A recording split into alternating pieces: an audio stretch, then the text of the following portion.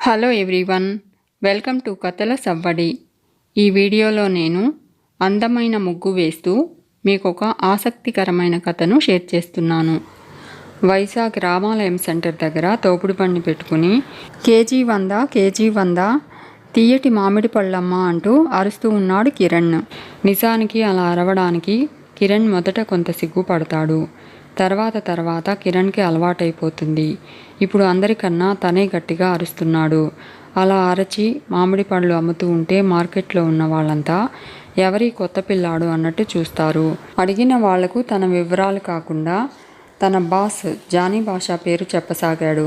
Johnny బాషా దగ్గర పనిలో చేరావా, గట్టోడివే అని అందరూ అంటూ ఉంటే ఆనందపడ్డాడు కిరణ్. కిరణ్ ఇంటర్మీడియట్ చదివాడు. డిగ్రీకి డబ్బులు లేవు. సెలవుల్లో ఏదో ఒక పని చేసి డబ్బులు సంపాదించాలని ఆ ఊరు వచ్చాడు. అక్కడైతే కిరణ్ మేనమామ ఉన్నాడు. అతన్ని పట్టుకుని ఏదైనా పనిలో చేరవచ్చు. ఉండే ఊర్లో ఏ పనంటే ఆ పని చేయలేడు. నాగరాజు కొడుకు చూడబ్బా ఎలా బతికాడు, ఏ పని చేస్తున్నాడు అని అందరూ అంటారని భయం. అదే ఈ టౌన్లో అయితే తెలిసిన వాళ్ళు పెద్దగా ఉండరు. ఏదో ఒక పని చేసి 4 రూపాయలు సంపాదించుకోవచ్చని కిరణ్ ఆశ. కిరణ్ మేనమామ రమేష్ పొద్దున్నే తనతో పాటు ఆటో వెంట కిరణ్ని తీసుకెళ్లేవాడు. ఆటో ఎక్కిన ప్యాసింజర్ల దగ్గర నుంచి చిల్లర వసూలు చేసి లెక్కపెట్టి రమేష్కి ఇచ్చేవాడు కిరణ్. రమేష్ అన్నానికి ఇంటికి వస్తూ దారిలో వేడివేడిగా మసాలా వడలు కొనేవాడు. ఇంటి దగ్గర కిరణ్ వాళ్ళ అమ్మమ్మ వేడివేడిగా వంట చేసి రెడీగా ఉంచేది. ఆమెకు కళ్ళు సరిగా కనపడవు. శుక్లాలు ఆపరేషన్ చేయించాలి. ఇవాళ రేపు అంటూ రమేష్ వాయిదా వేస్తూ ఉన్నాడు. అసలే అంతంత మాత్రంగా ఉన్న సంసారం. ఈ వయసులో ఆమెకు రమేష్కి వండి పెట్టడమే కష్టంగా ఉంది. అలాంటిది మెడకో డోలులాగా కిరణ్ తగులుకున్నాడు. నోరు తెరిచి కిరణ్ని వెళ్ళిపోమ్మను చెప్పనూ లేదు, అలా అని భరించనూ లేదు. ఆ బాధంతా ఆమె ముఖంలో స్పష్టంగా కనపడుతూ ఉంది. కిరణ్కి మరో దారి లేదు. అప్పటికి కిరణ్ వచ్చి వారం రోజులవుతుంది. ఇక కుదరదనుకుని ఆ రోజు మధ్యాహ్నం నోరు తెరిచి రమేష్ని అడుగుతాడు కిరణ్. మామ, నన్ను ఎక్కడైనా పనిలో చేర్పించు, ఫీజు వరకు సంపాదించుకుని వెళ్ళిపోతాను అంటాడు కిరణ్. రమేష్ 2 రోజులు ఆగు అంటూ ఉంటే కిరణ్ ఏమీ మాట్లాడలేకపోతాడు. కాసేపు ఫ్యాన్ కింద చాప వేసుకుని పడుకుంటారు. అలా కునుకు పట్టిందో లేదో కిరణ్ వాళ్ళ అమ్మమ్మ, ఇలా అయితే సంసారాలు అవుతాయా, ఒరే రమేష్ లేవరా, పొద్దుపోతా ఉంది, పోయి పని చూసుకోరా అంటూ గద్దించడం మొదలుపెట్టింది. లేస్తానులేమ్మా, ఎండపోతున్న గిరాకీలు ఎక్కడ ఉంటాయి చెప్పు, ఇప్పుడెవరూ రోడ్డు మీద ఉండరు, కాస్త ఎండ తగ్గాక వెళ్తాలే అంటాడు రమేష్. కిరణ్ అమ్మమ్మ వినేలా లేదు.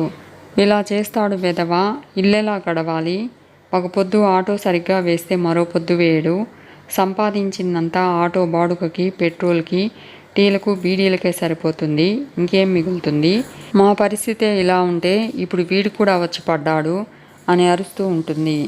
ఆమె వదిలేలా లేదని తెలుసుకున్న రమేష్ చాప మీద నుంచి లేచి దండం మీద ఉన్న కాకి చొక్కాను భుజం మీద వేసుకుని ఆటో తీసుకుని బయటపడతాడు.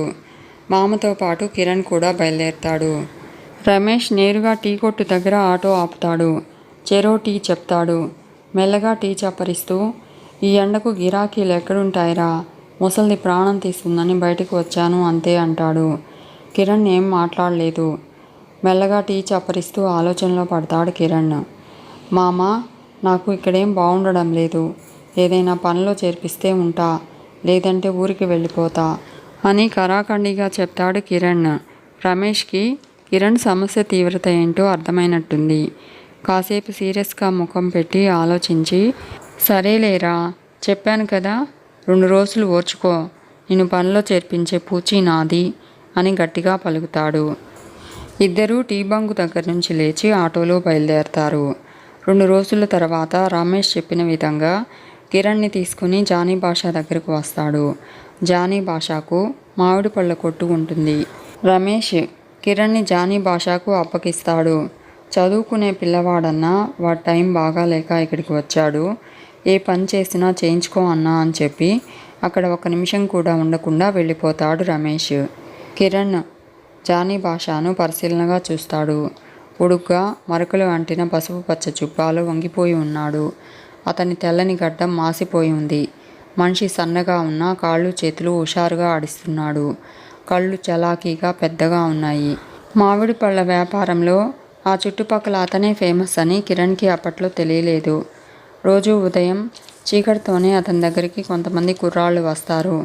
వచ్చి రావడంతోనే పక్కనే స్టాండ్లో నిలబెట్టి ఉన్న దోపుడు బండ్లలో తమకు అలవాటైన బండిని తీసుకుని మామిడి పళ్ళ కొట్టు ముందు పెడతారు. కిరణ్ ప్రతి తోపుడు బండికి 100 కేజీల చొప్పున మామిడి పండ్లను తూచి పంపుతూ ఉండాలి. అది కిరణ్ డ్యూటీ. అలా 10 గంటల వరకు కొనసాగుతుంది. తోపుడు బండి మామిడి పళ్ళు 2 జానీ భాషావే కాబట్టి ఇక ఆ కుర్రాళ్ళు కేవలం భాష చెప్పిన రేటుకు పళ్ళు అమ్ముకుని తీసుకుని వచ్చి సాయంత్రం కల్లా డబ్బులు కట్టేయాలి. అలా కాకుండా ఆలస్యం చేసినా పళ్ళు మిగిలించుకొని వచ్చిన జానీ భాషా వారికి కూలీ ఇవ్వడు. సరికదా మరుసటి రోజు నుంచి బండి కూడా ఇవ్వడు. సరుకు ఎత్తడు. దానికి తోడు వాళ్ళు ఇంకా ఏమైనా ఎక్కువ తక్కువలు చేస్తే వారి మీద బల ప్రదర్శనకు కూడా వెనకాడడు. అంతా బాగుంటే బాగుంటుంది, లేదంటే దానికి తగ్గ ట్రీట్మెంటే అతని దగ్గర ఉంటుంది. అందుకే వచ్చినోళ్ళంతా ఒళ్ళు దగ్గర పెట్టుకుని పనిచేస్తారు. దానికి తోడు టయానికి కూలి గీడుతుంది. రోజు ఖర్చులు కూడా మామిడి పళ్ళ బండి మీదే వెళ్ళిపోతాయి. ఇంకో ఉపయోగం కూడా ఉంది. ఒకవేళ పళ్ళను ఎక్కువ రేటుకు అమ్ముకుని ఎవరైనా సొమ్ము చేసుకోవాలనుకున్నా జానీ భాష అడ్డు చెప్పడు. అయితే సాయంత్రానికల్లా పళ్ళు అయిపోయి తీరాలి. అదొక్కటే కండిషన్. వరుసగా 4 రోజులు బండ్లకు పళ్ళు ఎత్తేసరికి కిరణ్కి నడుములు పట్టేశాయి. అలవాటు లేదు. శరీరం అంతా జ్వరం కాసినట్టు ఉంది. ఒకరోజు ఎగ్గొట్టినా ఎక్కడ మాటొచ్చి పనికి చేటొస్తుందో అని అలాగే మొండిగా చేసుకుంటూ వెళ్ళిపోయాడు. వారం రోజుల తర్వాత జానీ భాష మంచి మూడ్లో ఉండడం చూసి కిరణ్ మెల్లగా నోరు తెరిచాడు. జానీ బాయ్, నేను డిగ్రీ ఫీజు కట్టుకోవాలి. నాకు కూడా ఒక బండి ఇచ్చి మామిడి పళ్ళు వేశావంటే సాయంత్రానికల్లా వాటిని అమ్ముకొచ్చి నీ లెక్క నీకు కరెక్ట్గా కట్టేస్తాను అంటాడు కిరణ్. అతను ఒక క్షణం కిరణ్ వైపు గంభీరంగా చూసి మరో క్షణం ఎందుకో మెత్తగా నవ్వుతాడు. కిరణ్కు ఆ నవ్వు చూసి ఎక్కడ లేని ధైర్యం వస్తుంది. కుర్రాళ్ళ బండ్లకన్నింటికి పళ్ళు ఎత్తాక చివర్లో స్టాండ్లోనే ఉన్న మరో తోపుడు బండిని తోసుకుని వచ్చి గబగబా మామిడి పళ్ళు 100 కేజీలు తూచుకుంటూ ఉన్నాడు. ఇనుప కుర్చీలో కూర్చుని తమలపాకులు నవ్వులుతూ ఉన్న జానీ భాష అంతా చూస్తూ ఉన్నాడు. కిరణ్ బండిలో పళ్ళు సర్దుతూ ఉంటే జానీ భాష కిరణ్ దగ్గరకు వెళ్ళి ఆ పళ్ళు నలగకుండా ఎలా సర్దుకోవాలో చూపిస్తాడు. అంత మనిషి, తను గౌరవించే మనిషి తన కోసం బండిలో పళ్ళను సర్ది పెడుతూ ఉంటే లోపల ఆనందపడతాడు కిరణ్. తను అక్కడి నుంచి ఎంత త్వరగా బయటపడితే అంత త్వరగా పళ్ళు అమ్ముకోవచ్చనే తొందర పెరుగుతుంది. దేవుడా, నువ్వు ఉన్నావనుకుని ధైర్యం చేశాను. బాస్ దగ్గర నా మాట పోకుండా చూడు స్వామి అని మనసులోనే వేడుకుంటాడు. కొత్తవాడైనా తనను నమ్మి ఇంత సరుకు బండి అప్పగించినందుకు జానీ భాష కూడా మనసులోనే కృతజ్ఞతలు చెప్పుకుంటాడు. పళ్ళన్నీ సర్దుకోవడం అయ్యాక వెనక్కి తిరిగి చూడకుండా సరసరా నడుస్తూ బండిని తోసుకుంటూ వీధుల్లోకి వస్తాడు కిరణ్. ఎవరైనా పళ్ళు కొంటే వారికి చుట్టి ఇవ్వడానికి కాలనీ మొదట్లో ఉన్న ఒక పచారీ కొట్టులో కొన్ని పాత పేపర్లు, ఒక దారపు ఉండను కొనుక్కుని సిద్ధంగా ఉంచుకుంటాడు. మామిడి పళ్ళు అని అరవడానికి మొదట్లో కొంచెం బిడియపడతాడు. చదువుకున్న పిల్లవాడు కదా. మొదటిసారి ఇలా రోడ్డు మీదకెక్కి పండ్లు అమ్మడం ఎంత మొండి ధైర్యంతో ఉండాలనుకున్నా లోపల కొంత పెరుగ్గానే ఉంది. అందరికీ కళ్ళు ఉన్నాయి కదా, కావలసిన వాళ్ళు చూసి కొంటారులే అనుకుని అరవకుండానే నడుస్తూ ఉన్నాడు. మెల్లగా బండిని తిప్పుకుని మార్కెట్ దారి పడతాడు. రమేష్తో పాటు ఆటో వెంట తిరిగాడు కాబట్టి కిరణ్కి ఆ దారులన్నీ కొట్టిన పిండే. మార్కెట్ దారిలోనే 4-5 కేసీలు పళ్ళు అమ్ముకుని రామాలయం సెంటర్కు వస్తాడు. అక్కడ అప్పటికే 2 మామిడి పళ్ళ బండ్లు ఉన్నాయి. అవి జానీ భాషావి అయితే కావు. వాటి దగ్గర కిరణ్ ఈడి పిల్లలే పళ్ళను అరిచి అమ్ముతూ ఉన్నారు. కిరణ్ని చూసి మరింతగా అరవడం మొదలు పెడతారు. జనం కూడా వాళ్ళ అరుపులకు ఆకర్షితులై అటే వెళ్తూ ఉన్నారు. వాళ్ళ బండ్ల దగ్గర గుంపు కట్టి పోటీలు పడి కొంటున్నారు. కిరణ్ దగ్గరకు ఎవరూ రావడం లేదు. కిరణ్కి దుఃఖంగా అనిపిస్తుంది. ఉక్రోషం కడుపులో నుంచి తన్నుకు వస్తుంది. పిచ్చి పట్టిన వాడిలాగా కిరణ్ కూడా ఆటోమేటిక్గా అరవడం మొదలు పెడతాడు.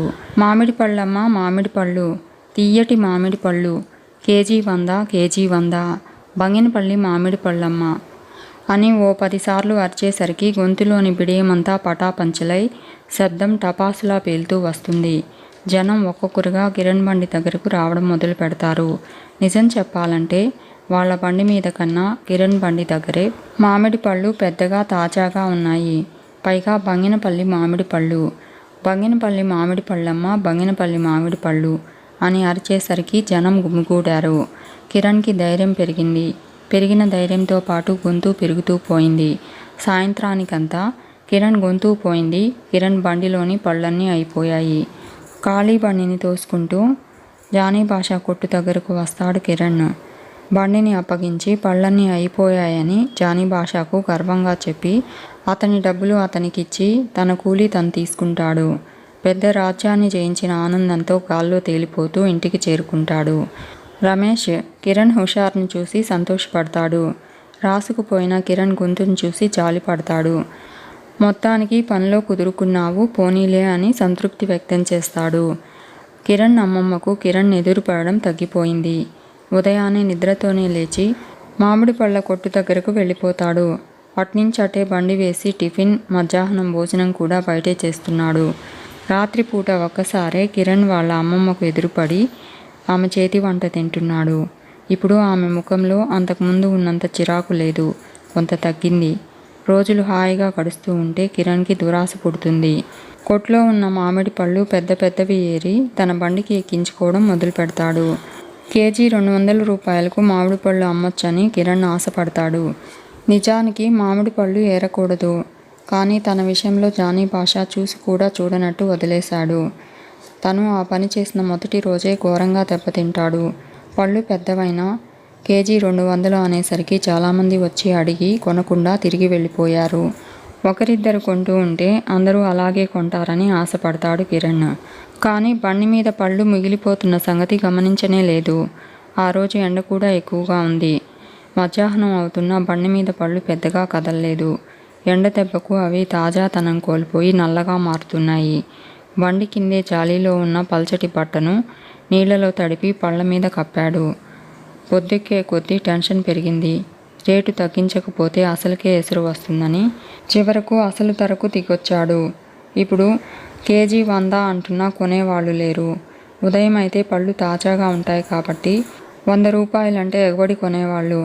ఇప్పుడు వెనక ముందు ఆడుతున్నారు. ఎంత పొరపాటైంది అని మనసులోనే అనుకుంటాడు కిరణ్.